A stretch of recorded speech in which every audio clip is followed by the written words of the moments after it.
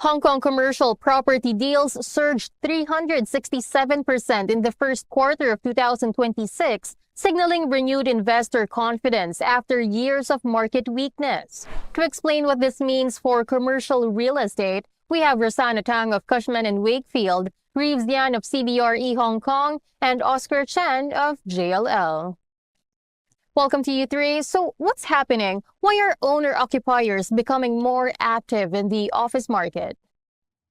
Well, indeed, we do see that recently the end users and owner-occupiers are leading the office acquisition. So between 2025 and the Q1 of this year, basically the end users buyer accounted for around 75% of total office investment transaction volume, which we see is actually a very sharp increase if compared with the pre-COVID level of around 22%, say in 2018. Of course, there are a couple of reasons behind. First of all, I would say is the repricing of the office assets. So basically, you can see that nowadays the office capital values, office price, have been corrected notably and down by over 60% from its last peak. The current cycle presents a very, you can say, a very timely opportunity for some of these kind of owner-occupiers bottom fishing. And last but not least, we also acknowledge that some of these owner-occupiers or purchasers are actually relatively cash rich. So these buyers are less sensitive to interest rates movement and some of the lending constraints from the bank side nowadays. So allowing them to move more decisively despite of the tighter credit conditions. It's largely driven by the significant correction in prices. From the peak, I think central office price ranging from 50 to 60,000 per square foot. But recently, most of these offices are trading at like 15 to 20,000 only, which is representing a 60 to 70% decline in terms of capital values. I think it creates a very attractive entry point for most of the investor and end user, so that the end user own the asset to prevent the rental increase in the coming years. I think first of all, most of the self-use owner, they think that the price is cheap.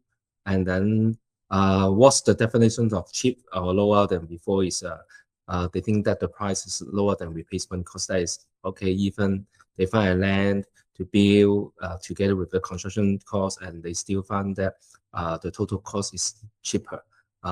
So it's about the time for them to buy a property. Many end users actually, they are like financial institution as well as educational background institution. Especially for those educational background institutions, they want to buy a property for themselves use because sometimes, especially for school, they don't want to change the location.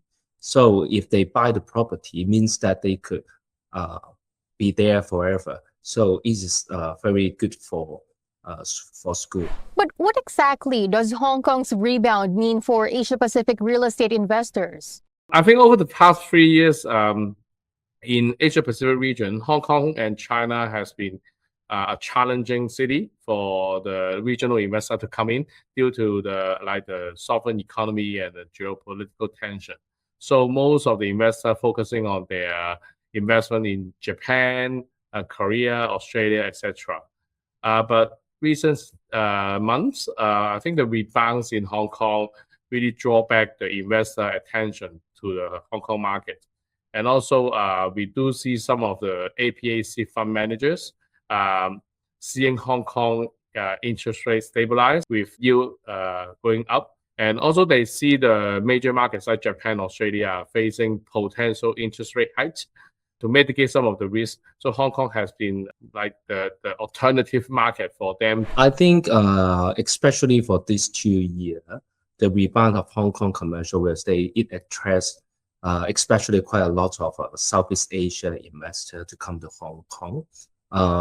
Because when they do investment, they will compare those cities among the Asia Pacific region.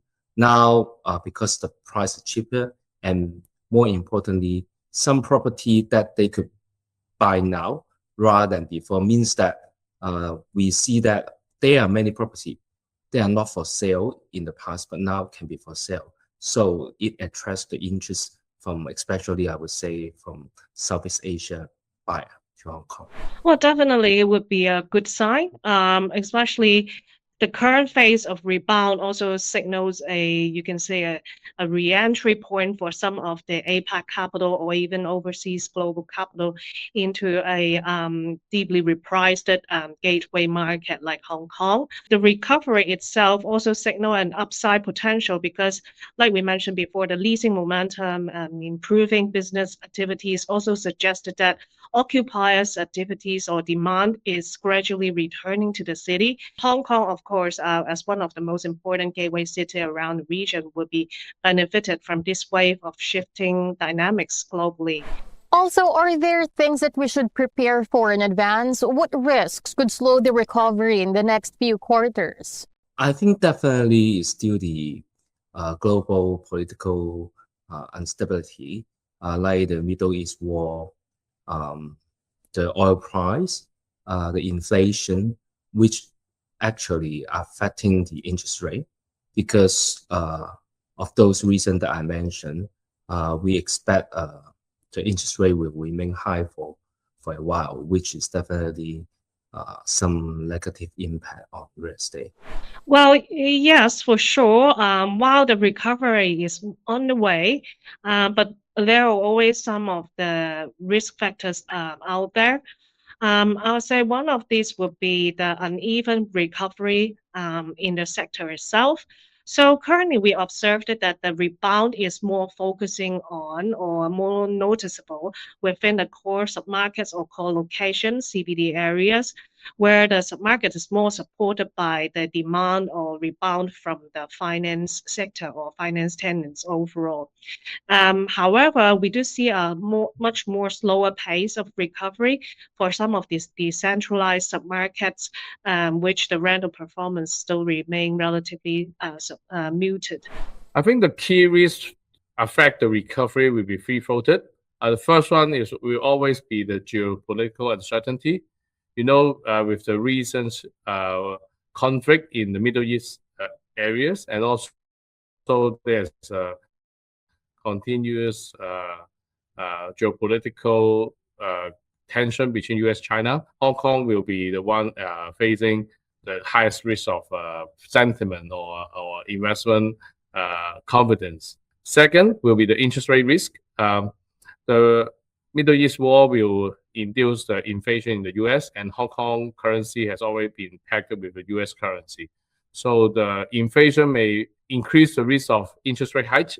And lastly, will be the capital flow constraint. Because in the last few quarters, there have been significant inflow of capital from PRC to Hong Kong that improved the investment sentiment a lot. But with recent policy that strengthened the capital flow from China to Hong Kong, that may further restrict the recovery of Hong Kong property price. Thank you so much for sharing your thoughts, Rosanna, Reeves, and Oscar. Thank you very much. Thank you. Thank you, and goodbye. Once again, those were Rosanna Tang, Executive Director and Head of Research at Cushman & Wakefield, Hong Kong; Reeves Yan, Executive Director and Head of Capital Markets at CBRE Hong Kong; and Oscar Chen, Head of Hong Kong Capital Markets at JLL. For more news, visit hongkongbusiness.hk.